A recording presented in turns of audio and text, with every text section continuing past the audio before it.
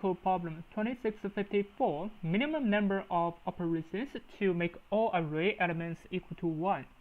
So let's first try to understand the problem. So we are given a zero index array nums consisting of positive integers. So we can say in the first example, we're going to have a nums and we're going to have some numbers 2, 6, 3, and 4. So we can do the following operations or the array any number of times. First of all, we can select an array at index I. So for example, inside the nums array, we can choose any index I from 0 to n minus 1. So as you can see, the I should be less than n minus 1. This means we cannot choose the last index. Maybe we're going to choose this index 2, and for 3 and 4, we're going to have a GCD.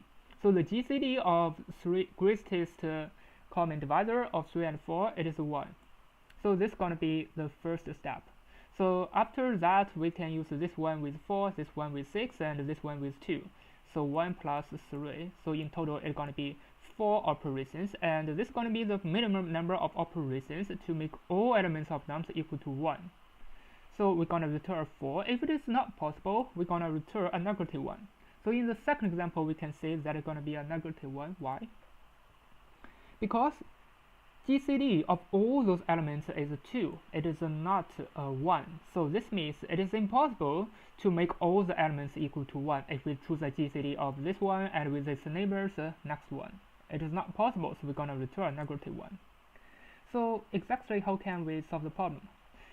So first of all, we can think about this problem as a GCD problem, definitely. Because as you can see also inside of the examples, everything is about GCD, about the two neighbor elements. So if there is elements of 1, for example, inside, so for example, 3, 1, 2, 4.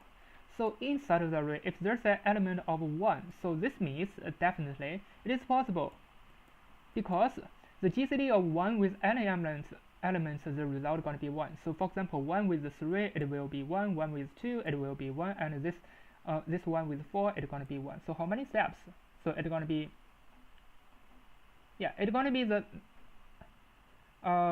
length of the array, so because there's only 1. Yeah. What about there are 2 ones? So this is 1, 1, and this is 2, and this is 3. So how many steps? Because this is a 1, we don't need to do it. This is a 1, we don't need to do it. Yeah, but this is its neighbor. So this means, yeah, we need to do one operation to make this 2 to become a 1.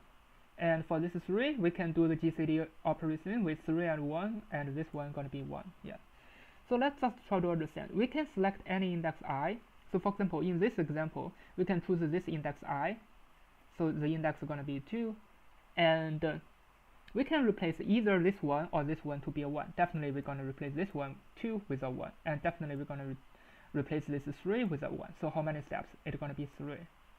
So how can we calculate it? It means the number of the elements which is not equal to 1. There are 2 elements, and we need to yeah, so there are only 2 operations. Let me just go back a little bit. So this is one operation, this is another operation. So this means it is the number of elements which is not equal to 1. So for this example, the number of elements which is not equal to 1, so there are 3. Yeah, so we need 3 steps. And for this example, how many steps? We need 2 steps because there are only 2 elements not equal to 1. So definitely inside of the array there should be at least 1 element it should be equal to 1. But what if inside this example there's no elements equal to 1? Yeah, so in this example there's no elements in 1. What are we going to do? But what is in this example? The GCD of all the elements is 2 instead of 1. So this means it is not possible. We can return a negative 1. So this is going to be an easy case. But what about the example 1? So if it is not possible, we're going to use the brute force to check if there's a subarray with the GCD of all the subarray going to be 1. So for example, 3 and 4, this is a subarray. So the GCD of 3 and 4, it is 1. Yeah, so this is one step. After one step, definitely we produce a 1, either at the position of index 2 or at the position of index 4. For example, at index 2. So how many steps? So what left behind, there are 3 steps. So this is exactly how we're going to solve the problem. Maybe the array is not 3 and 4, maybe it is 3, 2, and 4. So for 3, 2, and 4, the GCD of 3, 2, and 4, what is the result? It is 1, of course. So definitely we can use this subarray. Maybe this is another solution. Yeah. So this means if the GCD of 3 to 4 equals to 1, it is the minimum size. So we're going to use this minimum size minus 1. So this means we need to do n minus 1 steps to make it at least have a 1. Yeah. So what left behind? The left behind is n minus 1 because we've already produced a 1 and the length of the array maybe it is n. So n minus 1 plus n minus 1, it is the final result. Yeah, so this is the NA case in example 1 we need to analyze. For other cases it's going to be really easy. Yeah. So we have to understand how we're going to solve it. Because normally, for example, we have 2, 3. The GCD of 2, 3 is 1. They are neighbors. This is I and this is I plus 1. But in some cases, it is not like that. Maybe in between there's a 5. Let me use another example maybe. Maybe in between there is a 18. So what are we going to do? We're going to use the whole array instead of 2 and 3 because 2 and 3 cannot use the GCD directly. It has to be neighbors, so we're going to use the 2, 18, and 3 together. Yeah, if we use it together, it's going to be this kind of formula. The minimum size minus 1 plus n minus 1. Because after that, definitely we can produce a 1. If we produce a 1, and then we just need to use the length of the array minus 1. The similar ideas like before. Yeah. Now let's just try to solve it. So in Python, we can use reduce to calculate the GCD with an array. Yeah. So if the reduce let's say not equal to 1, what's going to happen? This means it is the second example. It means it's not possible. Yeah. Now we're going to check the sum of them. So sum 1 for n inside the nums. If let's say, yeah, if n not equal to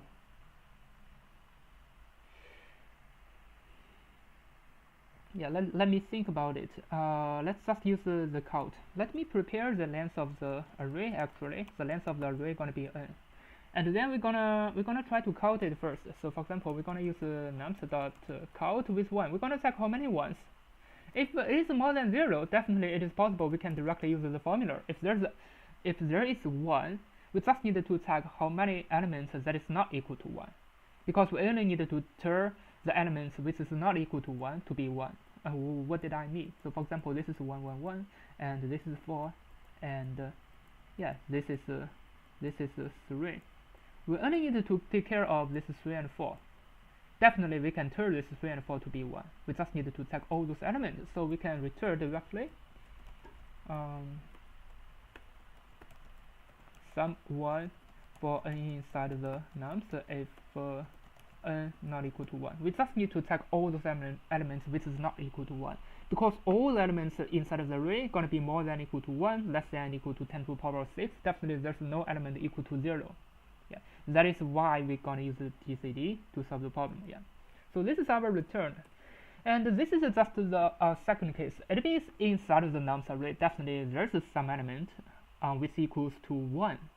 Yeah, for this one, definitely there's no element equal to 1, and after we use the GCD of all the elements, still it is not equal to 1, so we're going to return a negative 1. It means not possible.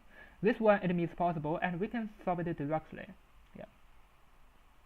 This is the lucky case. If we are unlucky, we're going to have the cases like the example 1. It means inside the element there's no 1. What are we going to do? We just need to find a subarray. For example, the subarray going to be 3 and 4. The GCD of 3 and 4 going to be 1, and then we can calculate it. So we're going to solve it like this. So for I in range n, and for j in range, let's say I plus 1 to n. We're going to use reduce. If reduce GCD with the subarray, so the subarray going to be I to j plus 1. Because in Python, I to j plus 1 actually means the subarray I to j. Actually, we are calculating is for the subarray I to j. Yeah. If it is equal to 1, it means we've already find it. Right. So we can update the minimum size. So let me update the minimum size. Yeah, it's going to be the minimum of the minimum size with let's think about it, and j minus I plus 1. It is the length of the array, right? This is the minimum size. And what are we going to return? We're going to return the minimum size plus n minus 2. And let's just define the minimum size. So the minimum size is going to be infinity because we choose the minimum value. So how can I get this kind of formula? Let me just use this another example maybe. Let's say we have an example like 3, 4, and in between there's a number maybe, yeah, maybe I'm gonna use an easy case. 2, 6, 3. Yeah, we're gonna use this case 2, 6, 3, maybe 12. Yeah, as we can see, the GCD of 12 and 2 and 6, it is not possible. The GCD with all the array, it is possible, but the length is 4. We need to find the minimum size. Actually, the minimum size is 2, 6. The GCD of 2, 6 is 2. 2 and 3 is 1. Yeah, actually, it's going to be this subarray, 2, 6, and 3. So the GCD of 2, 6, and 3 equal to 1 from here, and the minimum size is going to be what? So the minimum size is going to be, this is j, this is I, j minus I plus 1. So the minimum size is going to be 3. And how many operations in total? So if the minimum size is 3, this means 3 minus 1, we need to at least have 2 operations which we can produce a 1. Let's just check why. Because for GCD 2 and 6, it is 2. So we produce a 2 here. This is 1 operation. Another operation is 2 and this is 3. The GCD of 2 and 3, it is 1.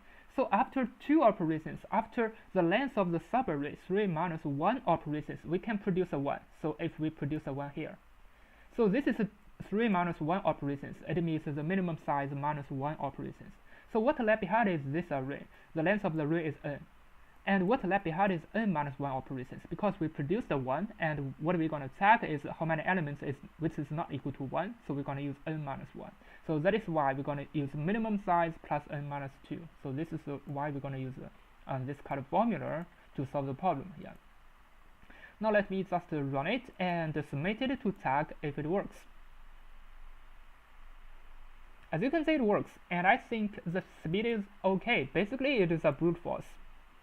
But it's really difficult to think about it because for the GCD problem, really sometimes it's going to be hard. Maybe we can think about this one, or maybe we can think about this one, but for the last one, this is a little bit more thinking, and we have to practice a lot of similar problem like this. So definitely this is a very good problem to learn why we can use the GCD to solve the problem, yeah, like this. So now let's analyze the time complexity. So for here, the GCD of all those nums, what is the time complexity? So for GCD of 2 numbers, it is log n. But for GCD of n numbers, it is n log n. So from here, it is n log n time. And from here, this is n squared time. Yeah. But let's talk about here. This is O(n), this is another n squared, and this is another one. So let's just check. So the reduce, it means this is n times n, and the reduce of GCD with the subarray. So if the subarray is the whole array, the length of the subarray is n. So what is like that? Definitely it is another n log n. So this is going to be the time complexity. It is n cubic log n. This might be strange for Leetcode problem, but actually it is like this because here we use the brute force. But this n is a really small number. That is why it works. Even if it is 50, it is like 1.25 times 10 to the power of 5 of log 50. It's going to be a really small number. Basically, it is 10 to the power of 5. That is why it works. I think that's all about it. Thanks for watching. See you next time.